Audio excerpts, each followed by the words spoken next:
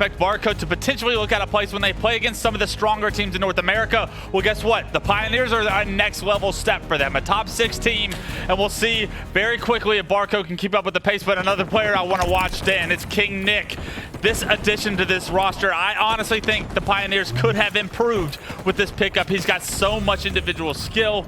And as we hop on board with Barcode as well, just two of the young players on both of these two teams that have so much opportunity here this weekend to make names for themselves.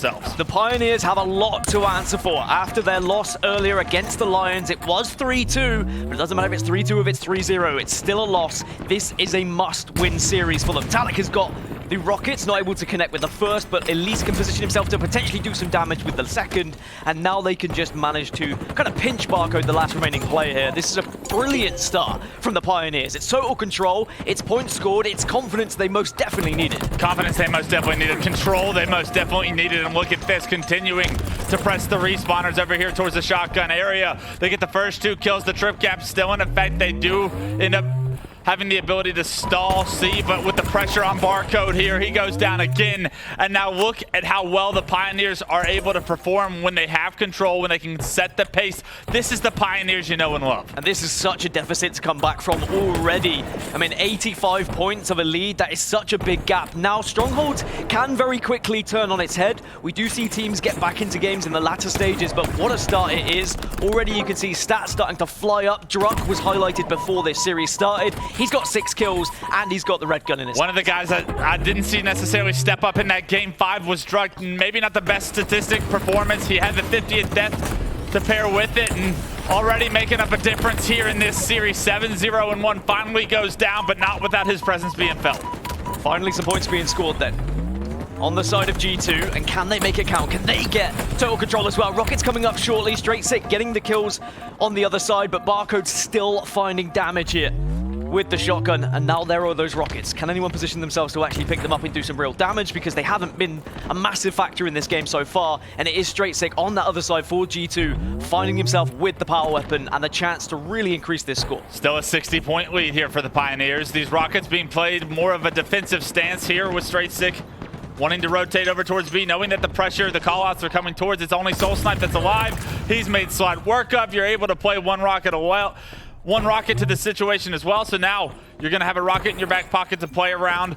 The failed push from the Pioneers will allow G2 Esports to get back into this one. Such an advantageous position when the last remaining player has the rocket launcher, because you, of course, are in such a powerful spot that you can pick up 2 kills quite comfortably on your own, and the other team is going to be reluctant to push as SoulSnipe, as I say that, he pushes in, and he stays alive and gets the kill onto straight sick. A kill that should have never been achievable, and maybe now we can see the Pioneers regain control. The lack of aim assist on the thrust there keeps SoulSnipe alive. It's allowed him to do a little bit more damage. They're able to transfer B over, and now they have a BC setup of their own. In the meantime, though, Barcode is overextended towards C. He's going to jump into it. He's going to be able to transfer it back over. So it is going to be an AC stronghold for G2 Esports for now. And with that, they're right back into this one, Dan. It's only a 20-point game, so it was once a blowout from the Pioneers' perspective. Now, all of a sudden, the Pioneers starting to show their human size, starting to show that they are not going to necessarily run away with this one, and I love this by G2 Esports. But it was how quickly the Pioneers were able to get a scoreline like that, which would worry me for G2. Yes, they've been able to get back into this and just about tie things up now, as they will tick over to 103 as well. But it's been quite slow.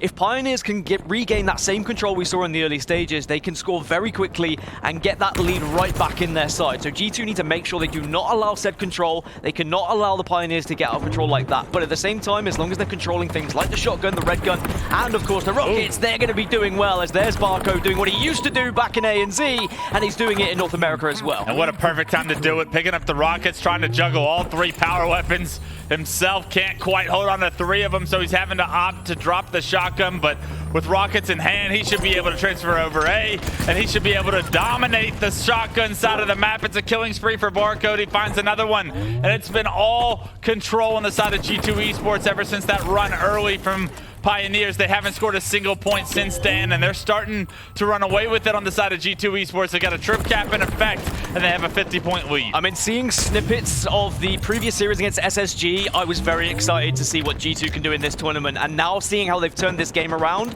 I think it's demonstrating a lot of what this team is capable of. They are not going to let their heads drop. They know how to get back into a game. They know how to reposition themselves on the map so they can get in control of certain areas as well. Just need to be careful they don't get ahead of themselves here. Now that they have a significant lead, just carry on with this slow control. Carry on with the rotations you've been able to find. Yeah, this game not over yet, right? You know Pioneers are very capable of coming back into this one, but Straight Sick lands a nice kill here in the red room, trying to stay alive as he tries to deny B from being transferred over.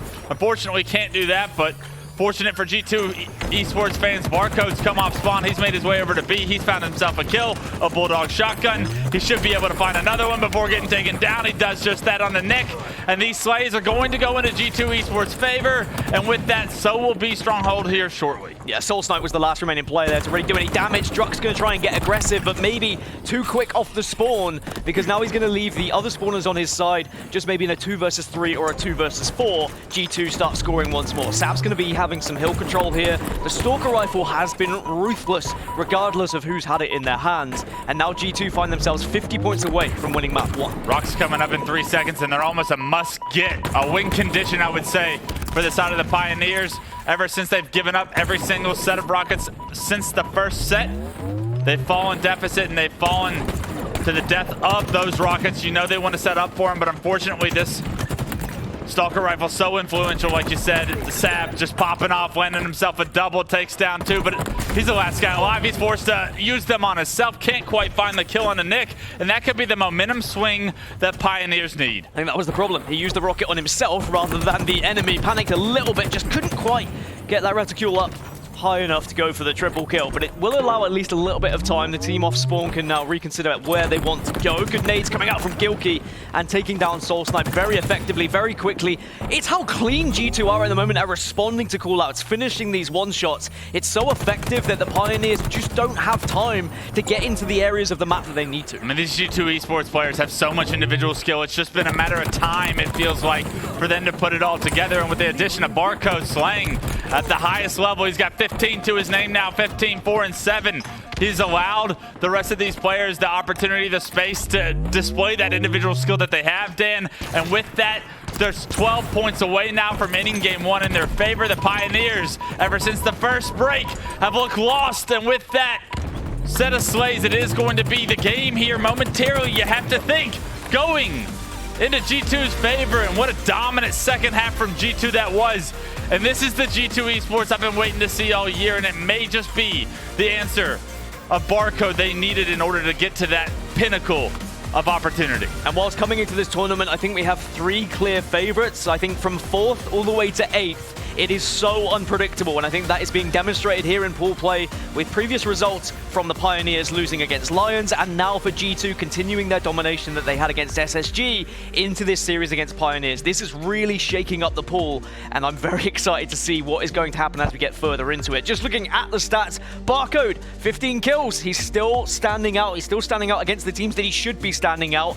As you said, I'm curious to see what happens when we goes up against some of those bigger and better teams, but at the same time, Pioneers were the top seed in this group, Wes. They were 4th seed coming into this tournament. This is arguably a bigger and better team, and Barcode's still performing. Yeah, Barcode performing at an all-time level, but it's because he's put in such successful opportunities and situations, right? He had so many opportunities with the Stalker, the Bulldog, and the Rockets throughout that game. Things like achieving those weapons you can't do alone. So what Sav was able to do with the most assists, what Gilk and Straight Sick are able to do in order to help create space. I mean, look at the damage from Straight Sick. Barcode has the 3rd most damage on his team, had the most kills. I love seeing that because distribution across the way for the entire G2 Esports roster, that tells you everyone on this team is clicking on all cylinders to create that win. Well, the amount of times in my kill feed I saw Straight Sick picking up very important kills at very important times, I think says and speaks volumes about how well he was performing off screen, even though we didn't see his POV necessarily as much as others. But as we look back at the highlights, what a start it was from the Pioneers. They were up by 100 points, but then suddenly G2 woke up again. What was the real game changer, Wes, that we saw from the difference at the start of the game? To me, it comes to weapon control, right? I know so often do we say the sandbox influences the game, but with rockets, with Stalker, we're seeing it on screen. Just the DPS output for these players becomes so high. Being able to get that set of rockets, find the first kill, gain numbers, that's all you need on a map like Street Strongholds. And because they were consistently able to do so after the opening break, they were able to have success ever since. A lot of success, and they controlled the game. And I think it was only 37 points we saw the Pioneers score after that initial 100 they were able to achieve. Really an incredible comeback, and definitely a game we'll have to look back on, analyze, and just work out how good and how well G2 played to put themselves in that position. Game 2 is going to be Slayer on Live Fire. Now, I know we always say, well, can we take anything from Game 1 going into Game number 2? I think that answer is already there. We know that G2 now are going to have all the confidence in the world here. Pioneers, their heads may begin to drop. Wes, are we going to be looking like this could be a dominant performance from G2? Could we even potentially see a 3-0 in this series? We could absolutely see a 3-0. The way G2 is playing, the way this team is built, these players have so much individual skill. When I'm telling you, like, when I watch Sab's point of view, when I watch Gilkey's point of view, when I watch Barcode's point of view, these guys don't miss shots, right? These guys make plays. And for them to all have found each other on the same team, for them to start gelling like they did just there in Game 1, I haven't been able to watch this team practice, but what I can tell you is if they can hit their flow, if all 4 of these players can feel comfortable, they're going to be a very dangerous team this weekend to play against. And on a map like Live Fire with the S7, if it finds the hands of any one of those players, you're in trouble on the side of Pioneers. Pioneers have to control the power weapons and the overshield if they want to come back in this series and tie it 1 up. Well, I know who I want to see have the sniper rifle in their hands, and that's Barcode. He has been the sniper god from the ANZ region, and now he's got to do it in the North American region as well. And from what I've seen so far in this tournament, I think he will put on a show for us if he is able to get that sniper. And really, G2, if they can carry this momentum into the rest of this series, then there's no reason why they cannot dominate this. There's no reason why they cannot top their group. There is no reason why they couldn't finish top 4 in this tournament from what we've seen so far. There's still a long way to go as we jump into game number 2. Good job by Barcode to create some space, get green control early on. Druk's forced it back up. Druk relocates. He runs right back to Barcode. Barcode finds that kill. And it's an early lead for G2, I believe, as they gain control of this green side of the map. Unfortunately, with power up coming up, it is going to be the Pioneers that are over on that side of the map respawning. So they're going to have the advantage here to secure this overshield, and that's usually where the early game goes. Well, Straight Six going to be there first, though. Can he pop My it? God. He can pop it. Sneaks in. Runs away with it. Indiana Jones style, manages to just get it through the doorway, and somehow G2 now have control. They have the overshield, and I think that's a little bit of a fumble by the Pioneers. Druk left the overshield, perhaps was a little bit worried by the spawners over towards the dummies, and now Straight Six can start putting it to use. Yeah, you can tell Nick was honestly in a position to try and help that overshield combat as well, but both kind of position themselves to slay and let someone else pick it up. Because of it, Straight Six swoops in. And look what they've been able to do ever since. 7-4 now, and the push on the tower is going to be a successful one. Barco, Heat Wave, overshield in hand. He's been able to get, I'm sorry, Straight Six, Heat Wave, overshield in hand. He's been able to pick up a couple of kills, and now all of a sudden, G2 Esports looking like they're going to be the early benefactors of the power-up.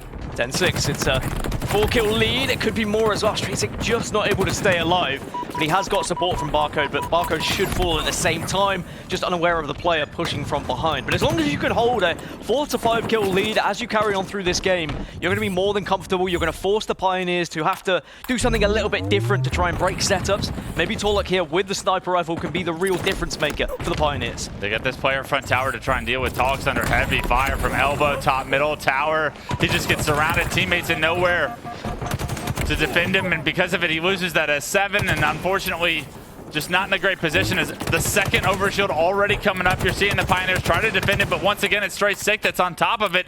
He can't punch it in, but Gilkey's right there with the drop wall behind in order to secure that one, and even though it looked like once again the Pioneers were in a solid place to defend, maybe compete for that overshield, it still goes in the hands of G2 Esports. It's an alley-oop. Straight Six tosses up. Gilkey smashes it into his chest, and it went down quicker than the basketball net in Valencia. But 17-11 means that this is still going to be a 6-kill lead. It's still going to be an advantageous position for G2, but the Pioneers are staying close enough. And as long as they can keep things like the Heat Wave in their hands, if they can keep within the vicinity of this G2 roster, no reason why they can't come back into the game. I mean, the big story is G2 has had 2 overshields. They've had a lot of power-ups and power weapons to play around. Only a 3-kill, make it a 4-kill lead here. So everything Pioneers is doing to stay in this game is a credit to their performance so far.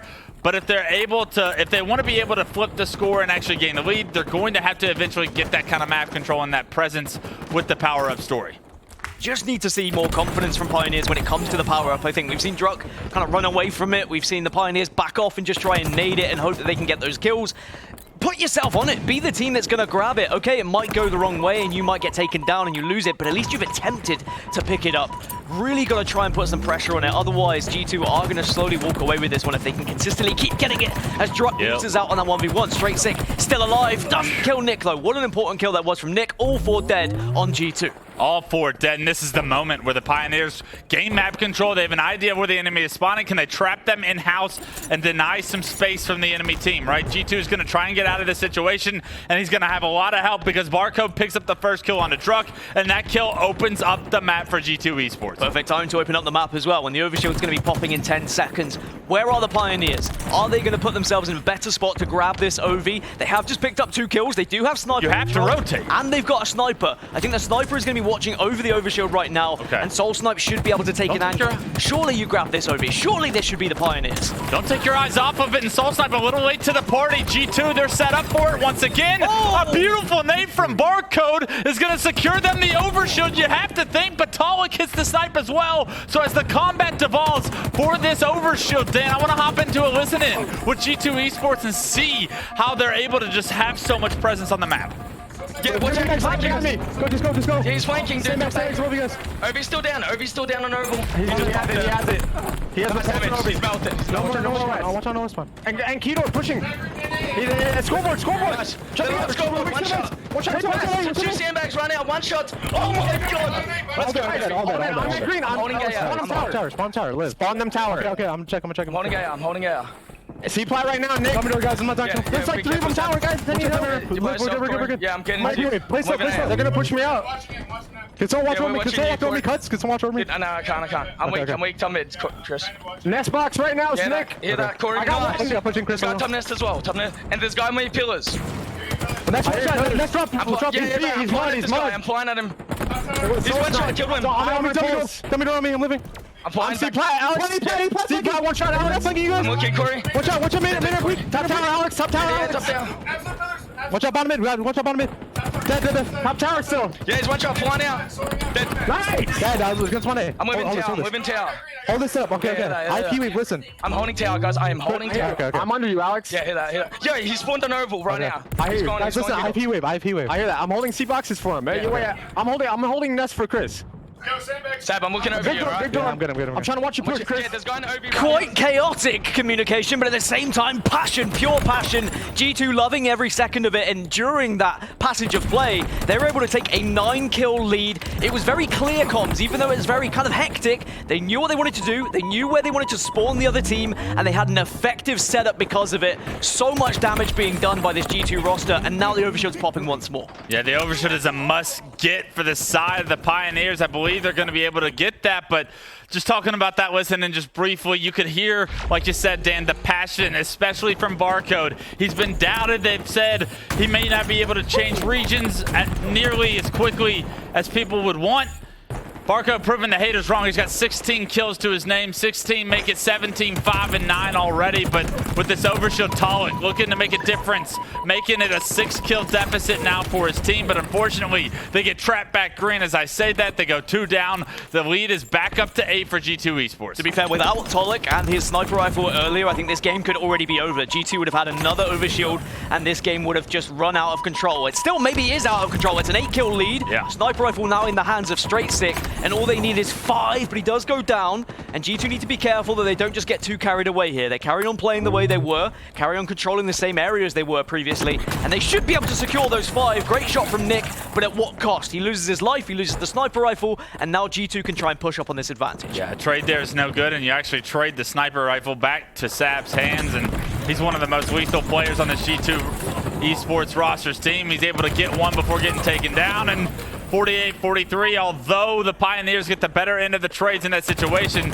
If you're a G2 esports fan, you'll take that every day of the week. You just need 2 more to punch this to a 2-0 lead. Oh my god, the grenades from Gilkey. He's doing so much damage, gets the assist because a player swoops in. It's Sab. The 49th and the 50th kill come in. G2 go 2-0 up in this series. And I tell you what, the more we see of this G2 roster, the more I see of Barcode, the more I'm starting to believe that G2 can start to once more better themselves. Tournament after tournament, they keep kind of being just there, but not quite getting over that finish line, not quite breaking into that kind of top 4 position that maybe they are truly capable of. 18 kills from Barcode, 17 kills from Sab. An amazing performance from G2. Yeah, I've been hyping up Sab all season long. He's been putting up some great numbers, just needs somebody alongside him. And now he's got Barcode dropping some big numbers so far throughout this series. And yeah, there were questions coming in about this G2 esports roster, and we knew that questions were going to be answered here today as far as the weekend, as far as Orlando and the future is concerned. And these questions all having positive results, just like Barcode's stat line so far, 18, 12, and 6. And the biggest thing for me is we go to the listen in, and you just hear him getting hype in an online series, like in a super that's online and maybe doesn't mean as much to the boys on Sentinels or Optic Gaming. They may not be getting nearly as loud, but this tournament, it means a lot to G2 Esports. It means a lot to Barcode, and you can tell just even in pool play, they want this one bad. I mean, this is arguably one of the biggest tournaments of Barcode's career, if not the biggest tournament of his career. Yes, okay, it might not be a regional final, but it is going to be in a new region where there was a lot of pressure. 4.5k damage for Barcode, 4.9k though for Sab. Sab is so good, dude. For the side of Pioneers though, Wes, I mean, 2-0 down in the series. You lost 3-2 earlier against a team that arguably you should have beaten comfortably. I'm not saying it's all doom and gloom. I'm not saying the Pioneers, we're going to write them off just yet, because it is just pool play. We do see teams sometimes suffer in pool play, but then come right back into it once the championship bracket begins. But in this series, being 2-0 down, going into now another objective, do you see any hope for this Pioneers roster? It's tough, especially even, I'll talk about the listening again that we got from G2 Esports. When a team is riding that kind of passion, that kind of momentum, that energy, it's contagious. That team is feeling themselves, and for the Pioneers to have lost to Game 5 to a team you had no business being in Game 5 with, and then now to fall down 2-0 short here, yeah, you don't want to be all doom and gloom. Well, it could just be a doom and gloom Friday for Pioneers. For them to be able to turn it around, it's a must-needed win, and a Recharge King of the Hill, which is a new map, new mode for these guys. And although I think the Pioneers were not seeing the best of them by any means, I think we may have to wait a different day to see the best of them, because right now it's a tough mental reset, especially against a team coming in so hot like G2 Esports is. And considering how setup heavy King of the Hill Recharge can be and how good G2 have been with their setups once they do have control, if the Pioneers fall behind in this game type, I feel like we could see a sweep, and G2 may just march on in this group as the #1 team, which some people did expect. I've got to say that I did see people online saying, hey, we can't sleep on G2. G2 are going to be a team that can really impress everyone. Barcode's going to be the real deal, and I'm happy to say at the moment he has been the real deal, but still one more map to get it done. I'll say this though, Pioneers, they were known in Halo 5 for their CTF gameplay. If they can get to Game 4, if you can win Game 3, get to Game 4, they have a good shot of winning it. And pushing this series to a Game 5 is all you can have if you're a Pioneers player or a fan right now. So you have to figure out a way to get to that Catalyst Slayer. I think it will benefit you immensely to win this Game 3, because obviously you're struggling right now. You need to shut down the momentum of G2, but you need to get to a CTF in this series, and that's Game 4 Aquarius. I promise you, if you can get to Game 4, they have a great chance to push this the distance. So it's not over yet for the Pioneers. Wes believes that they can get back into it if they can get to Game 4, but it is a pretty big if at this point, considering how well G2 have been playing. And one of the strengths G2 we've seen is their control of the power-ups, their control of the power weapons. And going into Recharge, we've got the camouflage, we've got the shock rifle. What do Pioneers have to do differently? Like, is it their setups? Is it their prioritization? Something's going wrong there when it comes to them getting these power-ups. Well, they're not positioned well enough to get any of those, especially on live fire. They were near the overshield, but not on the overshield, and they allowed Straight Sick to be there in the place to potentially just secure an overshield that he had no business getting. You need numbers as well, so those desks right before those power weapons or power-ups are coming up, those cannot happen. You need to be able to swing numbers into your advantage. But as we jump into gameplay, who better than to kick this one off in Game 3 than Barcode, the man of the series so far, the man of the tournament perhaps, making himself a national name here in the States. He hadn't been here for too long, but you can best believe his stats, they're going to be known so far. Not maybe having the greatest impact so far throughout this game 3, but doing everything his team needs him to get mid-map control as of yet. I was about to say at least he's alive, but as soon as I think that, he goes down. The caster curse even happens in my brain. But one thing that we need to see is someone from Pioneers step up. Someone needs to answer this call and be the difference maker in this game to bring them back into the series. The first hill, always a very difficult one to manage. Are you going to try and prioritize going over towards that next hill and holding that ramp, or are you going to try and prioritize holding elevator so you get the constant drops into the hill, the banks of the grenades, and you can really do a lot of damage. It looks like at the moment the Pioneers have got hill control and they've got a lot of control over towards this next hill. Yeah, you want to control that C-flat area like you're talking about, where that hill moves towards long haul is massive. Druk won a big 1v1 on the straight stick moments ago. We switched to his screen. He's able to get a trade. That should allow his team to have a little bit of an advantage as far as damage is concerned. They've jumped out to an early lead in hill time for hill 1, but Taulek has a lot of responsibility back blue with the shock rifle to maintain this ground, because this is where you want to respawn your teammates. Well, Taulek was hitting shots with a sniper rifle in the previous game and can't quite connect with them with the shock rifle just yet, so has to reposition, has to wait so he can reassess how he wants to push in and see if he can hit some shots once more. Should have the jump on straight stick, and there you go. That's what you need to hit. Almost gets the second, but now Barcode gets the responsibility, and we know full well what he can do with this weapon in his hands. Would have been a nice shot if he had just a moment left. But a good job by Barcode to get that shock rifle out of his hand. Does get the kill on the Druk, but Druk stays alive long enough to secure the kill on the Barcode from his team, and that was a massive job by Druk to just play his life a little bit longer. Minor things like that can make a major difference. The game almost tied up here in the first hill. Neither team really creating the separation, but this is where it could get ugly, Dan. Camo is in the hands of Sab. He's gotten behind enemy lines. He's found the first pick, and now with a numbers advantage, let's see what G2 Esports can do from here. It's again power-up control. It's positioning to ensure that you have that camouflage in your hand so you can be the difference makers for it. It's been a very slow first hill because both teams have been competing for that positioning to get towards that next one. Wham! There's the first, doesn't connect. Unfortunately, only does a little bit of damage, and now it means that KCP find themselves all 4 up against an all 4 dead, and they can really rack up some time here. We don't have to talk about it, ladies and gentlemen. We all know what happened there. 4 dead now for G2 Esports. The hills going to move to long haul, and already you can see the prioritization of C-Plat in favor of the Pioneers as well. So they're doing a phenomenal job of not only trying to set up for these last few minor points to try and secure this hill, but more importantly to get this long haul control, because this long haul hill, it goes by quickly with the full setup. However, they did momentarily get stopped in the bottom mid hill. They're going to have to do one more round of slays if they want to secure it, and Barcode shuts down Taulek in order to potentially swing momentum in his team's favor. As I say that, the last player alive in SoulSnipe is able to secure that final few seconds of the first hill. Yeah, G2 unfortunately just falling victim there to a situation where maybe they couldn't have done much about. Could have been a back smack, could have not been one, but now they just have to make up for it here in this next hill. And they're already scoring, they've already got the position. Barcode has also got all the toys he could possibly want as he takes down Nick. And now he can really do some damage here because SoulSnipe's the last remaining player. G2 can position themselves where they can start to watch spawns, and Barcode, as long as he gets that information and hits the shots, he can be the difference maker, but he doesn't connect with either, and now that's the opening that KCP needed. Rookie mistake to advance that far without the information needed, and look at this, here goes the setup of G2 Esports with it. Taulek finds a kill on the straight stick, although Nick gets traded out. These last 2 players for G2 Esports are stuck in BR, not where you want to be to try and deny some hill time, but in the meantime, they are going to be able to potentially pick up a camo. I don't know if they're going to be able to take down Barcode. You see them despeраting bottom middle. Barcode does get taken down, so that's camo burned. A good job by the Pioneers to swarm onto that. If you're not going to get the camos, at least make them burn the camo, at least secure that kill. And in the meantime, SoulSnipe has racked up some significant hill time as well. Yeah, SoulSnipe's been doing really well at prioritizing that hill control and making sure he's scoring for his team. And now the Pioneers are very close to gaining this point and going 2-0 up here in King of the Hill. Straight Stick can do a lot of damage from across the map as the last player, but he is not going to stop these 2 players scoring this point.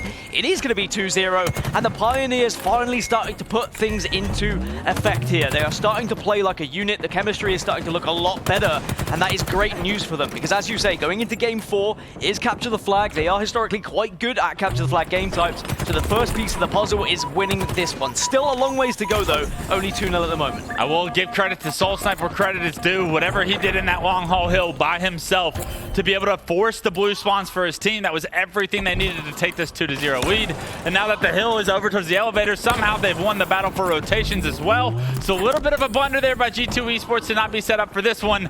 And if this hill goes into the Pioneers' favor, this game can pretty much be handed into their favor as well. Yeah, especially when the clock starts to become a factor as well. But Taulek really has been a standout player. He's got the shock rifle in hands as well. Ooh. Just doesn't connect with that one, but he keeps going. Sab keeps challenging it somehow. He keeps staying alive, does Taulek. He gets the help from the team. Much better from Pioneers at listening to those callouts and prioritizing who you are shooting at. But all the meanwhile, G2 have been scoring, but here comes Taulek once more to make the difference. It's a double kill. He wants more as well. He knows exactly where Sab is, but eventually does get taken down. Yeah, he's able to find two though, and those were the two that the opening that they needed. SoulSnipe's able to get into the hill. He's going to have a little bit of pressure from Sab here, but he should have help.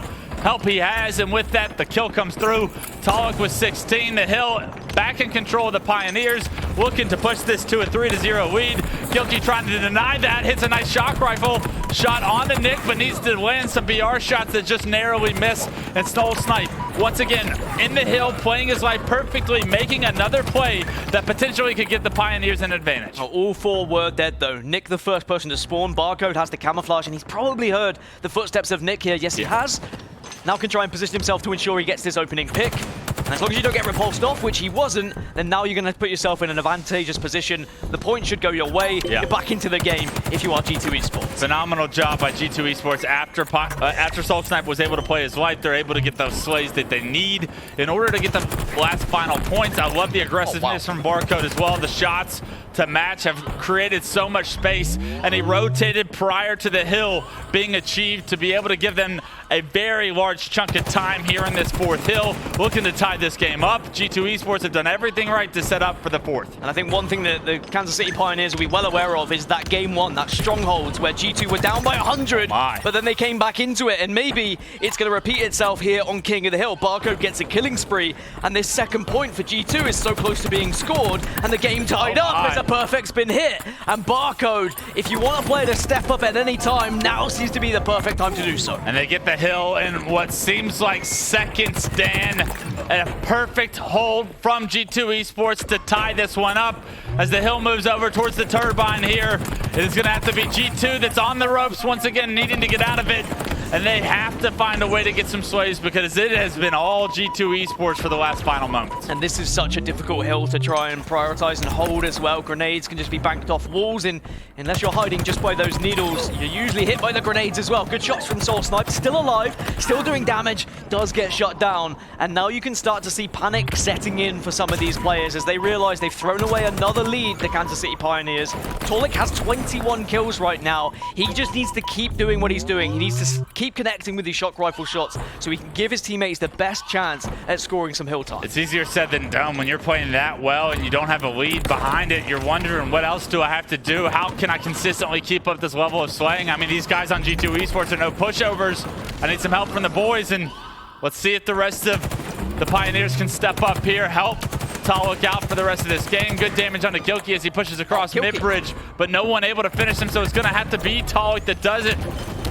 Several players are located in the pipe situation. Taulek tries to cut off the push, but Barcode with some smooth shots once again creates an opportunity for G2 Esports to get in the hill. Not only that, but they give them elevator spawns as well. So G2 Esports is going to be spawning over towards blue, and it's going to be significant time going into G2 Esports' hands, but it's much needed time, Dan, because if you take a look at the bars, look how close the Pioneers are to soaring this cap. If they get one break, one set of 4 dead, you can almost bet that the Pioneers are going to take this 5th point. Barcode leaves the hill to go for the shock rifle. He recognized that he was very vulnerable. It's a 1v1, Gilkey versus SoulSnipe. But Gilkey is not in a position right now to stop SoulSnipe, so they've got to wait, and they're going to have to push very quickly off spawn. Because the points are very close now, and it should be a 3rd point. It is going to be a 3rd point, and now we see KCP once again take the lead, and we reset the map. We go back down to bottom middle here for the 6th hill. I said it would take one round of slays, and SoulSnipe's able to position himself in the hill after those slays come through. And it's G2 Esports on the ropes once again here in Game 3. You know they want to end this one before it gets to that Aquarius CTF. They do not want this series to go the distance.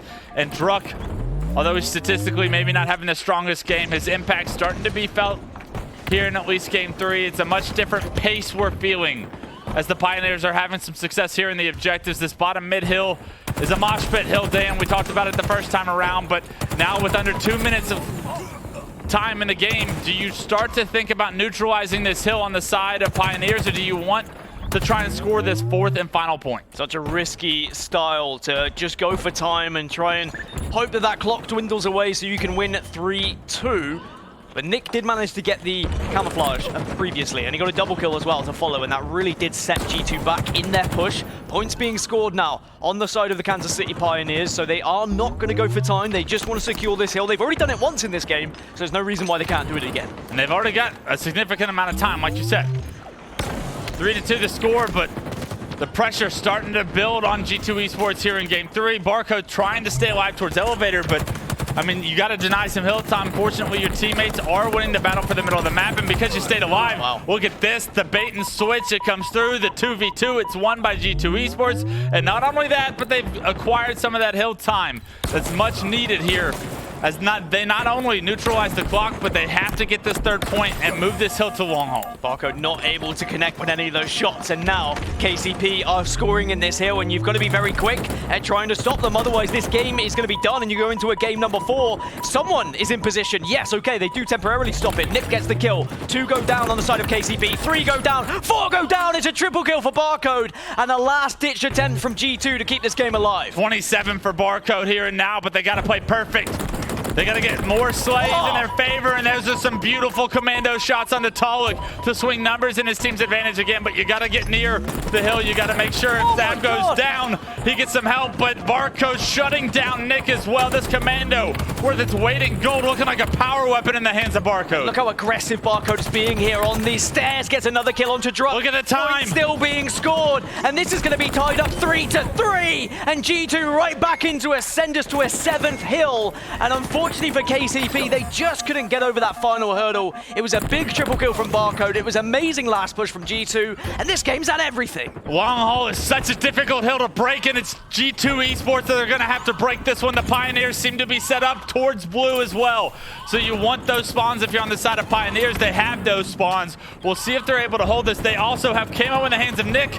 Nick's going to find a kill. It's a 3v3 situation. With pressure from Glass, you got to find a way to get these kills quickly. Nick gets a double. Can look for more as well. Should be a triple, will be a triple, and it's going to be hill time. We're dead. That camouflage is worth its weight in gold, as you said, and this is going to be such a big amount of time that's scored. G2 have one last push to manage to try and get this hill off of the side of the Kansas City Pioneers. Otherwise, we'll be going to a game 4. It's going to be a push from blue and bottom middle. Do they expect Barcode to be here is the question. You know they expect the blue push. Gilkey trying to force his way in, but he doesn't get there in time, and that's going to do it. The Pioneers are going to stay in this series, and we're at least going to see a game 4. We're going to see a rebound now from the Pioneers.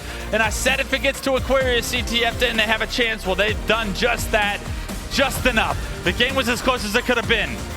But the Pioneers aren't thinking about that. They're moved on to game 4, and a chance is all they want, and a chance is what they have. Well, the Pioneers needed a lifeline, and they've been given just that, but they put themselves in that position. You create your own luck, and even though it came right down to the wire, they were still able to have an excellent hold there on long haul. 30 kills from Barcode were not enough to get G2 that 3-0 victory in this series, and it means we will go to a game 4. Taulek, though, getting 27 kills. He really was the difference maker when it came to actually getting those slays on the board, providing that room for the team to push through. But we have to talk about the objective work that we saw from SoulSnipe, for example. He was really making some Crucial big waves kills. down bottom middle, down long haul, not just kills, but also his positioning to make sure he scored some time.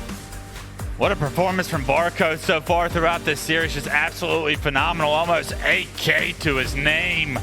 Barcode, welcome. Superstar in the making. Love this kid. I mean, his attitude is everything too, right? He's just so pure when it comes to like joining a team. He's humble. He's got so much skill, but knows that he's like so willing to learn, so like moldable, and I hope that this G2 Esports roster really are able to capitalize everything he brings to the table, because he's a human highlight reel so far. That commando rifle play, the entire life was just absolutely incredible. Brought his team back into it, and on the side of Pioneers to be able to stay in this one, of course it's Taulek. Of course it's the main slayer that seems like he's always popping off when his team needs him most. That guy's not going to go quietly into the night, but I'm looking at SoulSnipe, I'm looking at Druk.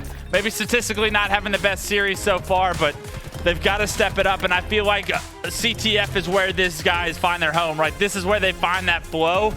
And for them to get to this game mode, that's all these two need in order to shine. I would not be surprised if we see some big plays being made from SoulSnipe and Druk here in Game 4. And we've mentioned everyone else, but I guess KingNick is the 4th remaining player. He was the one who was getting that camouflage. We did say before this game, where is the prioritization for the power-ups? Who's going to be getting that camouflage? Who's going to be making a difference? Several occasions, Nick had the camo and was picking up multi-kills. Yeah. It was the difference maker. That's what they needed. They needed someone to just kind of take the game by the scruff of the neck. I'll grab the camo, I'll get those kills, and everyone on the Pioneers played their part, and that's why we're going to a Game 4. Yeah, we didn't talk about it at all, really, but the triple kill at the end, I mean, it's Nick, of course, that makes the plays to the newcomer. Pioneers needed somebody to make a play. I mean, sheesh, it's been 3 games. Nick does it, and does it just in time to secure the 4th point, and thank God you did it, Nick. And I mean, if we learned anything about KingNick's stay on E United, is that when this guy finds his rhythm, finds his flow, he can be one of the best slayers in the game. He was putting up massive numbers. We haven't necessarily seen massive numbers, not even in that Game 3 from him. But I know KingNick is he's got that in his bag of tricks. He's going to have some of these games where he drops absolute bombs. Is Game 4 going to be one of those games, or is he saving it for a Game 5?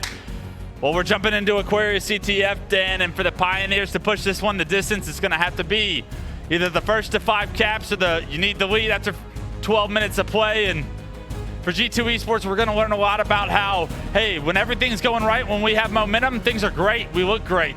What can we do as far as coming off of a loss? We're going to see here very quickly. It's a valid point you make, because this is the first map G2 have dropped so far. Remember, they beat SSG 3-0, so they've not faced a defeat. They've not had to deal with a defeat yet in this tournament. So are they going to be a team who bounces back? Are they going to respond well? In the early stages, we're going to see 2-for-2 trades going either way. And just to bring the conversation back to Nick ever so slightly, I always said he was a risk taker on the E United roster. And I think that the KCP have always been a squad who like taking risks. So adding him to this roster, they certainly are always going to be able to find those clutch moments, as Barcode and the commando rifle just seem to go hand in hand at the moment. Straight Sick picking up the camo, staying alive, top middle as well. Druk trying to hunt him down, but can't quite get into a position, and because he's able to stay alive, you have to think Straight Sick is going to be a problem on this map. So often does Aquarius just get behind you? Does it just create chaos because you're forced to kind of play a little bit slower? Let's see what Straight Sick opts to do. There's 3 currently dead for the Pioneers as they're coming off respawn, and Straight Sick looking to be aggressive. Is aggressive, secures the kill, knows there's a team and a player behind him, SoulSnipe's gonna push in, doesn't see the camo at first.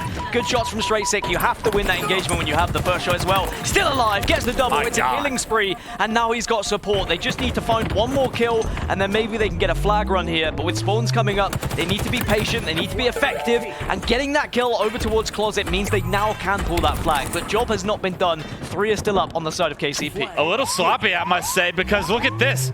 Like the Pioneers did in Halo 5, they're getting a flagpole of their own on the other side of the map, and what has been a massive dominant slaying performance from G2 Esports. In moments, they're 3 dead, they got the flag nowhere, and because of it, their flag is actually going to be on the move. Somehow the Pioneers are flipping this situation on its head. Flag should be returned. No, it's not going to be. Nick gets a touch, even though Sab's in a spot to watch it. Camouflage is going to be popping. 2 are dead on both sides. Should be a return now unless some grenades come through last minute. But Sab prioritizing the return over the camo. Maybe hands it off to someone else. But this is a much better strategy from G2. You've got to slay as you're approaching the base rather than slaying out of a base, because otherwise you find yourself in that position where the other team can just overextend and get their flag out themselves. I mean, it was beautiful slays from Straight Sick in the enemy base, but you got to get the flag on the move at some point. If there's one alive, somebody get the flag into your hands, bait that player out, but G2 Esports was not able to do it. I would say it was a phenomenal counter pull by Pioneers to create chaos in that situation, something they were known for doing on maps like Coliseum back in the day. And this is why I talk about their CTF prowess, why they're such a strong team, is because they understand the story of overextending better than anyone. Overextending so important, but also knowing when to overextend and when not to overextend. If you have the chance to fight out of your base, then boy, if you've got to do it, you prioritize that for sure. But now Nick, can he stay alive? Does get the double kill, and now with 3 dead, this flag is going to start moving. Barcode, the last remaining player. Shields come back up for Nick, but he gets around the corner, does go down to grenades, and that is such an important grenade, but is it going to be enough for the rest of G2 to get a stop? Very important slays on both sides of the map. The flag is going to be in the middle. It's going to be baited by the side of the Pioneers. They snip out straight six front their base to get 2 more kills. With the touch coming in their favor, you have to think with a third going down, this is going to be the first cap on the board. The Pioneers going to take a lead here in game 4. Punched in by Nick. Beautiful teamwork on the throw up. The alley-oop comes through, and not only that, but slays as well in the favor of the Pioneers to deny any potential counter cap. In fact, Druk is in a position to get a second flag on the move and already has it to his car side. Pioneers get a cap, and Pioneers are moving another flag. It seems like the perfect time to jump into an Astro, listen in with the Pioneers, and see what exactly is going down in the communications. Our bridge, Seb, with us. Yeah, he's gonna try to pull it. He's gonna try to pull it. Pulling it. Weak running it. Weak running it. Little drop, fucking hit. Campbell. I got weak running There's two. There's two. Yeah, I remember Camo, yeah. Me too with Rust, guys. Straight sick, killing spot. Hey, I'm trying to kill him. He's our car's up, kill me. Our car's up, watch our car's up. Can we shoot the flag? Can we shoot the flag? Last guy is flag. Last guy is flag. Last guy is flag. Watch the flag right. Nice. One just spawned. They're gonna be fridge, guys. Yeah. Here, Peter already, straight sick. What's at the beat, bro? What's at the beat, bro? Right there. No, what's at the beat? Two one shots, Peter. Druk, we're coming. P1, kill me, guys, Seb. Watch out, come on, watch out. Nice. Last guy, kill Peter. You're good, Mikey. Alright. I spawn her from this. You still the Peter. You could be P2 pulse cover. Hunter's still in the Yeah, I think so. Play off Hunter. Yeah, Druk, there's a guy in their flag. I'm getting out, bro. Yeah, L2 new util. I'm looking, Druk. L2 Druk, still. L2 util. I got one. L1 or something. One's L1 or One mid, one shot, stab. They're court. Got him, Druk. Nice. Their window and their court, I guess. I'm waiting. Bottom guys, stab. Just Seb? Yes. I don't know where he went. Some shit. He's all right here. I shot him once. I love when you can just hear them talking to each other. You're good, Mikey. You're good. Like small communication like that, just letting you know you can take the quick route on the flag run, even mess up a jump or two, and still punch it in. I mean, it's small things like that that just go so far. Little communication, so much more important to me rather than where the enemy team is. Tell me what you're doing rather than what they're doing, and we're going to figure out a way to have success. So far, 2-1 is a successful story for the Pioneers here in Game 4, looking to punch it to a Game 5. And look at the stats. I asked for SoulSnipe and Druk to have a much better performance, and already having a much better statistical KD ratio here in Game 4. Certainly, when we had a G2 listening earlier on in this series, we were talking about passion, we were talking about how much you could hear in their communication that they believed in themselves. You could argue the same thing from the Pioneers there. They do not feel deflated whatsoever, despite the fact they're down. The fact they won that Game 3 is giving them so much confidence now, and you can certainly tell that here in Game number 4, they are at home on a capture the flag game time. Camouflage is going to pop though. Barcode in a position to assist the team. They should be able to get a camouflage if he can manage to help out, and they will do so. Sab is also running this flag. Are they going to be able to stop this flag, though? This is kind of an interesting situation where the flag gets a little bit further than you would have expected, and because of it, they're able to get slays as it gets to their closet, punch it in, and all of a sudden, it's a 2-2 game. Not only that, but Camo on the defense from Sab as he punches that flag in, punches the Camo in, and control swinging back to G2's favor. An easy kill on the Nick because you're invisible, and all of a sudden, all the momentum that Pioneers had now kind of is negated. So great response from G2 Esports. And it's all well and good when you're leading to have that confidence, have that belief, but as soon as you're tying a game, as soon as you're behind in a game, that's when you start to think this could be the last game, and then suddenly we are not going to be topping this group, because we have to remember, if we see Pioneers lose this series, they will be 0-2 in their group. It is impossible for them to win the pool if that is the case. For G2, if they go 2-0 in the group, then they are very likely to be topping their group, unless, of course, Lions are able to beat them in a very commanding fashion. But at the moment, they just have to focus on the task at hand. It's 2-2, still plenty of time left, 5 on the scoreboard, and now for Nick, he just needs to stay alive. It's a great grenade, and he does manage to rejoin the rest of the team. And Taulek trying to be aggressive, doesn't spot that player front their base, and because of it gets a couple of unearned, uncontested shots into his chest. He gets taken down, and the push is going to be stalled now from the Pioneers. G2, they're trapped in the back of their base. A majority of this game, we've seen successful pushes from the Pioneers so far. 3 go down. Last player alive is in the closet. They can get this kill. The flag will go across halfway, Dan. And that's a big kill from Druk once again. Druk picking it up here in Game 4, 17-7. CTF is his home, and he's found his rhythm here and now. What a better time, because Nick running this third flag in is going to give Pioneers the lead with 4 minutes left. 4 minutes left. And a camouflage is going to be popping. And Nick has already had his fair share of camouflages throughout this series. It looks like he's going to get another one to add to that tally. Just has to get around this corner, which he does so. And now it's about putting it to work. But great recognition there. Straight sick, listening to call-outs from Barcode and saying, I have to prioritize killing this camouflage. Otherwise, this game can very quickly run out of our hands. Great job to get an angle on that camo player, knowing exactly where he is. Good communication, obviously, by G2 Esports to take him down. That's when you're going to be kicking yourself if you're the Pioneers. But in the meantime, 3 dead for the side of G2. Make it 4 dead, and they're in the base. They're pulling the flag, and unlike when G2 Esports needed to get slays in order to get flags on the move, it's one set of slays for the side of Pioneers, and they get that flag all the way to their base. And because of that, they're going to be able to potentially here take a 4-2 lead. Their efficiency in CTF is something I've been praising since this team has formed, since I watched them play in Halo 5, and we're seeing that efficiency here today. The Pioneers need this series win, and boy, do they need this map win, of course, to stay alive and take us to a Game 5. And at the moment, everything is pointing towards the Pioneers. What did G2 have left in the tank? Did they blow everything in those first 2 games and in those final moments of the King of the Hill, Game 3, where they full-sended to try and break those setups? Barcode trying to stay alive against Druk will go down. And if Pioneers can keep outslaying G2 like they have been in these last couple of minutes, there is no reason why we wouldn't go to a Game 5. You don't start thinking about time yet if you're on the side of Pioneers, but you sure as hell do if you're a G2 esports player. You start to look at that clock and say 2 minutes and 30. We need 2 caps, guys. We got to start being on the aggressive, but Pioneers have not let that happen throughout this game. That we have seen them continuously control the closet of G2 Esports. We have seen them in their face, and G2 Esports continuously having to play defense can't seem to get that objective play on the world. And I think the further we get into this series, I think the more evident it is that perhaps we saw some weak game types from Pioneers in the start of this series and some stronger game types as we develop further into it. Druk looks like a different player here on Capture the Flag Aquarius. 24 kills for him right now. He looks so comfortable, knows exactly how he wants to approach this game, and the rest of the team are gelling around him as well. 1 minute 52 left. G2 need to get a flag moving soon, otherwise we will be going to a Game 5 very quickly. Yeah, Druk has had the heat wave in his hands and has been behind enemy lines so often. But now, with the commando in his hands, gets double teamed. But look at that, Pioneer so quickly to get back into the closet, make slight work.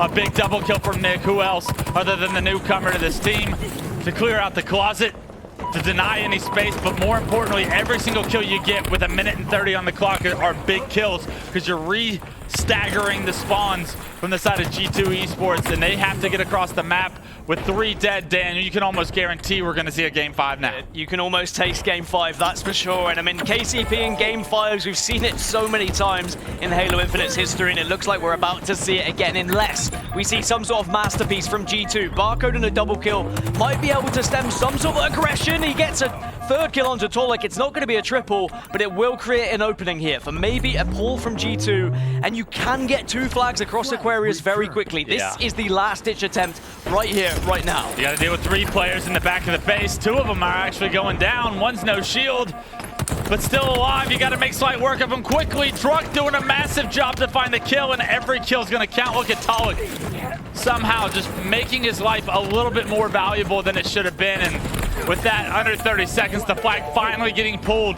But you just feel how difficult it's been for this G2 Esports roster to pull these flags. It looks like they're going to be able to get this one. Can they get the second pull, or will the Pioneers be able to flush out their base? The Pioneers made a decision to leave this flag and to defend for 12 seconds. It's as simple as that. But is Barcode and the rest of G2 going to be in a position? He tosses it out. At least that will keep that pie chart ticking. The pull very important, but 2 have gone down. The return is coming through. Is anyone in a position for G2? 3 go dead. It's a double kill. It's the game, and it's Gus going to a Game 5 here. The Pioneers right back into this series. We look like it was going to be down and out for the Pioneers. That's how it looked. But they have now found their comfort. They found better game types.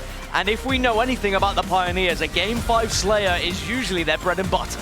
They've already lost 1 today, and statistically, you have to think if they go to 2 of them, they're going to win 1 of them. With how much success they've had in these Game 5s, they need to get up for this one, though. And with momentum in their favor, Dan, you have to favor them going into the Game 5. But it is going to be a Catalyst Slayer, and that's where you can just start flipping coins, because honestly, I don't think anybody's really mastered the game type. The meta's still trying to be figured out. But let's talk about the stats from Game 4, and let's recognize the greatness that Druk just performed. Yeah, 30 kills for Druk. When he's had a couple of questionable games so far in this series, I think he rights all those wrongs, and he makes everyone kind of forget about what just happened, because now it doesn't matter. Now you go into a game 5, you get a straight shootout in a Slayer to win this series, and to still give yourself the chance to top your group. I think that's what's important here for the Pioneers, is if they win this, they can still potentially top the group, even though it would be difficult. As we look across at their damage, 7.5k for Druk. I mean, an outstanding performance. As you said, was behind enemy lines so much. The Heatwave was doing a lot, but at the same time, it was his positioning that really stood out for me. To me, it was the teamwork from all of Pioneers. It was the efficiency that once they got forward edge, you could best believe the flag was going to be on the move. On the side of G2, every time it felt like they had to get a couple of rounds of sways in order to get that flag on the move. But Pioneers, they're so efficient with their objective when they're in control that they were able to cap so much easier of flags along the way. That created the difference in the score overall. But the teamwork from the Pioneers, their assists started to add up over time. They all had over double-digit assists. They all showed out. And when that teamwork starts clicking for the Pioneers, that's when they're their most dangerous form. It's a very dangerous position to be in, but also so is a Game 5. A Game 5 Slayer that, as you said, they've already lost one, have the Pioneers, but if we go back to Kansas City, when we saw them on LAN, they won a few Game 5s there. I remember, of course, the one against Ascend that secured that top 6 finish, which is where the Kansas City Pioneers have kind of been for quite some time, is that top 6 team. And the biggest question we've had coming into this tournament, can they push themselves into the top 4? Is Nick going to be that big difference to allow them to get into the top 4? After game 1 and 2, I was thinking, well, what on earth is this Pioneers roster doing? They've already lost against Lions, they're now losing against G2. G2 were looking like the team that could potentially take top 4. But I think what's evident is that from kind of top 4 and 4th to top 8, we've got so many teams that are so close, and we are going to see Game 5s happen. We are going to see these clutch moments be the difference. Look at KotH Recharge 4-3, Aquarius 4-3, Slayer Live 50-45. This has been such a close series. Yeah. If you ignore that Game 1, it's so tough to call now, this Game 5. Where's your head going? Neck and neck, but give me the Pioneers and their momentum. When they made this team change and they picked up Nick, I thought that this was going to be a better team coming out of that trade. I didn't know if a lot of teams with their team decisions got better. And no disrespect to Manny, I think he's a great player, but what I've seen from Nick and Infinite would give this Pioneers roster a level of slaying that potentially would allow them to compete against the Optics a little bit stronger, would allow them to maybe have footing more in a series against Sentinels.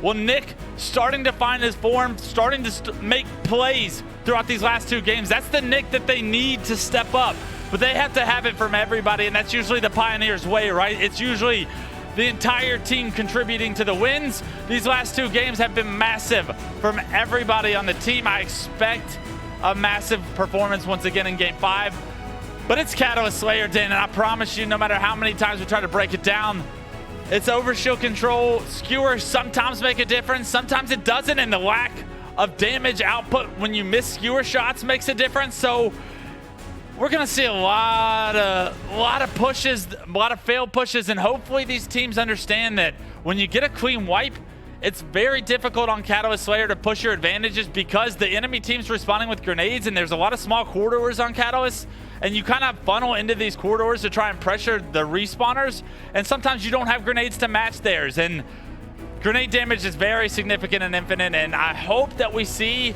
a lot of resets, a lot of slow it down moments for both these 2 teams, because you can strategically outplay enemy teams very often on KotH Slayer, but very little do I feel like we see top level teams do that in scrims. I think come tournament time, come today, come this weekend, we're going to see a much different KotH Slayer play. And an interesting thing is a lot of teams aren't scrimming Slayers at the moment. They're kind of focusing on their objectives, and they're saying, look, Slayers comes down to who's playing better on the day. Well, who's playing better in this series? I mean, right now, it's the Pioneers. The G2 that we saw in games 1 and 2 are starting to fall off a little bit. Maybe after that game 3 loss, they are really struggling, and momentum is certainly on the side of Pioneers. But KotH Slayer, one thing I do love about it is it is unpredictable, right? Yeah. It is very That's the fun part. to try and suggest who is going to win this one. Even if you see a team take a 10-kill lead, we've seen comebacks of that magnitude. We've seen 10, 15 kills go in favor of one team. So I would not bank on the team that takes the lead on guaranteeing them winning this series. this is certainly going to be a tough one to call. So I'm looking at the likes of Barcode to be the standout player. I want the likes of Taulek to be hitting those shots with the skewer. Who's going to step up? Who's going to be able to potentially top this group? It all comes down to Game 5, Catalyst Slayer. They all decide to go to the left side on the side of the Pioneers, and a great job by Barcode to cut off Nick and then find a kill. There as the battle for Overshield is ensued. It's going to be Barcode with the grapple in hand, trying to grapple it to him. Can't quite hit the grapple in real time, and because of that, the Overshield still neutralized. Barcode forced it back down, and we wonder who is going to activate this Overshield. KingNick has taken the presence of the map to secure it, and what looked like for sure G2 Esports' Overshield is now in the hands of KingNick. Just as he was doing with the camouflage, he does the same with the Overshield. It's confidence, it's having the ability to just say, I'm going to run for this. No matter what happens, I believe I can pick it up before I am taken down. And now he's got a skewer in his back pocket as well. Has to be careful of those grenades. Does avoid them. And now he can just slow this down ever so slightly. Needs to reposition, needs to stay with the team. I think that's very important here on Catalyst, is you push together. You have an idea of where you want to isolate the fights. You push in, you win that fight, you reset, and then you do the same again over and over. As for Nick now, having that skewer, this is where you can make those shots that can really be the difference maker to make those breaks so you can push effectively. Look at this. This is where the game slows down, Dan. 7-7 control of the skewer. It's in Nick's hands, so the power weapon, I would say, in favor of the Pioneers, but so difficult of a shot. He hits the first on the Gilkey, not expecting him to peak. And a massive extension of the lead, 8-7 as the game once again a stalemate. But look, G2 Esports trying to compete for the middle of the map, maybe a little bit out of position, starting to lose a few members here as one does get traded back. But the positioning you have to think would have favored Pioneers, but the over challenge comes through, and just in time, because already it's been enough time for the second Overshield to rear its head. Both teams fall victim to timing in different scenarios. Gilkey maybe expecting a teammate to be watching that angle and he's caught unaware. But then on the other side, the push comes through from the Pioneers, but then they are the victim of timing. The collapse was so good for G2, but now G2 lose 2 players, and suddenly the Pioneers have the chance to get this Overshield. But Taulek with the double kill against Barcode. Nick manages to get another OV, and that is perfect play from the Pioneers. Unbelievable. What looked like the Pioneers were all stuck in one corridor of the map. Actually, Straight Stick gets caught out front of the base, and because of it, it ends up being a favorable situation from the Pioneers. They get that Overshield. They get a little bit of space, a few unanswered kills, extend the lead back to 3. And now Druk top middle, raining terror on so many players from G2 Esports over here. He's going to not only find a lot of damage, but information and players over his shoulder. The teamwork coming through. Assists for Druk as SoulSnipe and Taulek both pick up one. And look, Druk's going to be able to keep SoulSnipe alive. 20-13, now all of a sudden a 7-kill lead for the Pioneers. We always talk about the Pioneers being an aggressive team, a team who likes to push on their advantages, surprise their opponents, and maybe catch them off guard. Well, if you've got a 7-kill lead here, keep this game quick if you're the Pioneers. Don't allow G2 to slow it down and pick you off one by one and get Overshields in their hands. If you can make sure you're keeping the pace up, you should keep finding these kills, but some amazing trades go in favor of G2. Gilkey gets on the scoreboard. He had 0 kills previously. He gets 3 very quickly indeed to get him back into the game, but G2 still losing players, and they still find themselves 8 kills down here. Yeah, they come out on the bottom half of that trade, right? 25-17, it was once a 6-kill game. Now all of a sudden, jumped up to 7, maybe 8. My math's bad in live time. I'm from the south, we don't do math. Taulek with skewer in hand. As Overshield's coming up, it'll be interesting to see how the Pioneers try to play for this. It's very obvious where G2 Esports are set up. Pioneers kind of have the rest of the map. Unfortunately, Taulek doesn't expect that angle to be taken. He's knocked to no shield. Nick gets taken down, and now with the numbers advantage for G2 Esports, can they get this Overshield? It's gone. It was down because they grappled it to him. So although they lose a player, grappling the Overshield, it does just enough. It takes the easy route for Taulek to secure it, and let's see what Taulek can do now. I mean, hitting the grapple on the Overshield is such a difference maker. It could have been an entirely different game if Barcode was able to hit it a little bit earlier on in this game. Still a 6-kill difference, but as I mentioned before this game started, you can very easily get back into a Catalyst game if you get that swing factor, if you get these power weapons on your side, and the momentum starts to flow through you. But at the same time, if Pioneers can snowball out of control here, if they can keep control of Skewer and Sword, it's going to be very difficult for G2 to get back into things. I love how Pioneers are playing this just slow. I love the rotations from Taulek. He's going to come from an angle that Barcode doesn't expect him. Unfortunate for Taulek, there was another player that spawned back on the flag, and a wise decision to just get out of there, right? You don't have enough information, you don't have teammates with you. He's gonna relocate, then he doubles back. But in the meantime, G2 Esports have opted to push out of this base towards the side of the map. But it does feel like the Pioneers have had the advantage as far as map positioning so far, and Taulek doesn't stay in that fight nearly long enough to die, and just a great way to play your life. Several times has Taulek been knocked to no shield, but several times has he been able to play his life successfully to not give up any free deaths. And that sometimes can be the difference maker. As Druk also manages to stay alive on no shields. That's so many times G2 have got Pioneers players down to one shot and not been able to actually get that kill. And because of it, they find themselves 9 kills ahead. Druk still has the sword to work with. Should be able to catch Sab off guard, which actually it wasn't off guard. Sab was very prepared for it. It was almost Druk that was caught off guard. And suddenly this is an 11 kill advantage for the Pioneers. We do see big swings going in favor of some teams, but is 12 kills too much to come back for from G2? Are we going to see the reverse sweep now from the Pioneers? They have very much come back to life, and they look like they have all of the confidence in the world. It's another overshield in the hands of KingNick. His power-up prioritization so far throughout the series has been everything the Pioneers needed to get back into this one. Not only that, he has a skewer in hand, and KingNick, he can hit some incredible shots, misses the first, but with information where Gilkey is, where Straight Stick is, what does he choose to do? A wise decision to back up. He realizes that he is by himself, and that's something that the Pioneers have done so far throughout this game 5 that has been special to watch. They have not given up any free kills. A beautiful skewer shot to extend the lead to 11.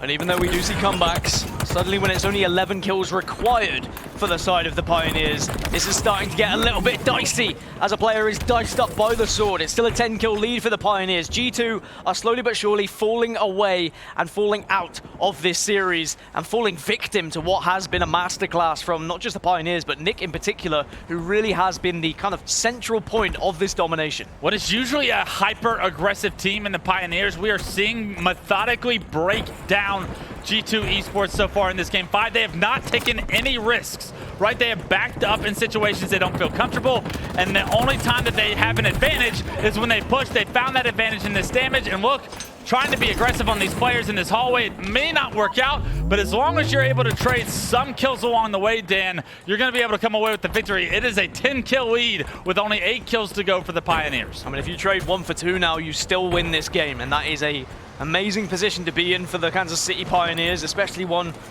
that is usually them just hurtling themselves towards opponents. That's what we've seen previously, but is this a new look of the Pioneers? Is this a more structured one, as you say? Has Nick just added that extra little bit of an element that maybe the Pioneers were missing back in the day? And that was something I was wondering, is Nick going to be able to take what he learned from Ryan Noob over at E United and give that to the Pioneers? Was that going to elevate their game to maybe a higher potential performance? Are we seeing that here and now? Well, G2 Esports is a very good team. This edition of Barcode has been something special to watch so far in this series, but unfortunately, not enough tank in the gas here in game 5, it seems, as the lead continues to be 10, as the kills continue to get closer to 50 for the side of Pioneers. I love the positioning from Druk. Although he can't quite get the easiest kill on the Straight Stick, the job gets done, and he looks to be aggressive on the Gilk. He can't get the kill quite yet, but 44-36, you'd have to make a lot of mistakes on the side of the Pioneers, but look at this, the first overshield of the game to G2 Esports, and this could be where they come back, if ever. Are we going to see the Pioneers maybe crumble just as they're so close to tasting victory here, or can they just get over the finish line? 6 kills is all they need, and it sounds very simple, but look at what G2 have. They have positioning, they have the sword, they did have the overshield previously as well.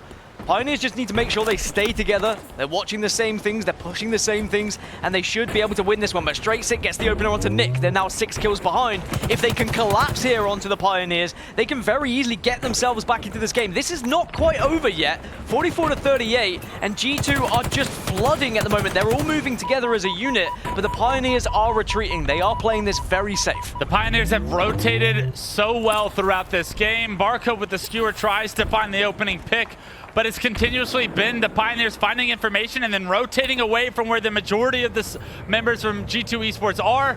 But Dan, as this game continues to stay slow, 2 minutes and 15 seconds on the clock, overshield's coming up in 15. At what point does that clock all of a sudden become a factor as far as the kills? You might not be looking to get to 50 kills if you're Pioneers. You might just be looking to continuously out-rotate G2 Esports and force them into a difficult situation where time becomes a factor. Even if the Pioneers were to lose all 4 members, they still have a 2-kill lead, and they still have that clock, but with that kill, with that entry onto Barcode, that gives them Overshield's up. a 6-kill lead once more. Overshield is going to be popping. Sword in control of Sab, he does get one back, and it's still a 6-kill game here, but that clock is going to be a factor. You're completely right. Nick gets a really massive kill onto Straight Sick to give a 7-kill advantage now. And the thing is, the Pioneers can just watch over this overshield. They do not need it. They can just prioritize stopping G2 from getting it. And the entire time, the clock's starting to tick, starting to feel the pressure on the side of G2 Esports. They know that the comeback is possible. I love that play by Druk. He throws the overshield off. A win condition off the board for G2. 47 to 41, 1 minute and 15. You've got to speed things up if you're G2 and you're going to get back into this and really give yourself a chance of winning it. Otherwise, it's just going to fall away from you very quickly or very slowly. Here comes the push. He gets one, and now SoulSnipe falls as well. 49 to 43. It's only 1 kill needed for Pioneers. Nick gets taken down, but surely Druk gets it. Druk manages the last kill, and the reverse sweep is completed. The Pioneers, they managed to get back to life. They were down, they were out, but they won the series. All it took was a Game 3 win to get them some momentum under their belt, and this is the Pioneers we knew had the potential of showing up here today. This pool is not over. It is flipped on its head. Pool D is going to be an absolute roller coaster for the rest of the day with this win. And what a performance by everyone on the Pioneers in games 3, 4, and 5. Everyone had to step up in order to make this dream happen, and that's what everyone gave you, 110%. SoulSnipe, Mr. Game 5 himself, 15, 12, and 6 with a hell of a performance. But the way that the Pioneers played that Game 5, that is something I have yet to see anyone do on Catalyst Slayer. That was almost perfect to a T when they had control. And suddenly the race for first place in this group kind of gets handed over to the Lions. The Lions have the best opportunity now to top this group, arguably after their performance against the Kansas City Pioneers. If they were to beat G2 later on today, they would somehow come out topping this group. But of course, that still has to happen, and of course we have to see how they do against SSG. SSG can still throw a massive spanner in this group, even though they've lost to G2 3-0 already.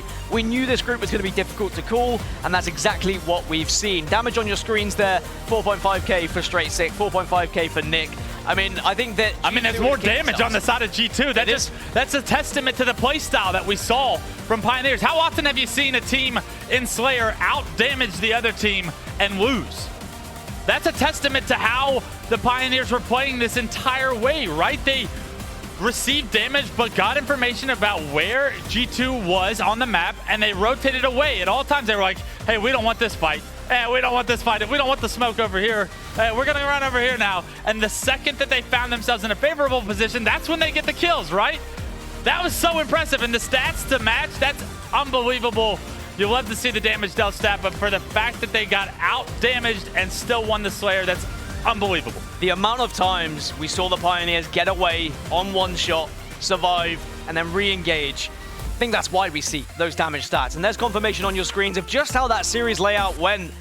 I was ready to say, you know, G2, they're the real deal, and I still do think they are the real deal. They're good. But Pioneers, when they were down, out, they were 2-0 down, they just needed that Game 3. Wes said it. He said if they can get past Game 3, there's no reason why they can't win this series. Capture Flag Aquarius went their way, and then Slayer Catalyst. It was a perfect approach, and a very different approach. A Pioneers we've never really seen play in that way. We always, they're so aggressive, they run at teams, they ran away from teams.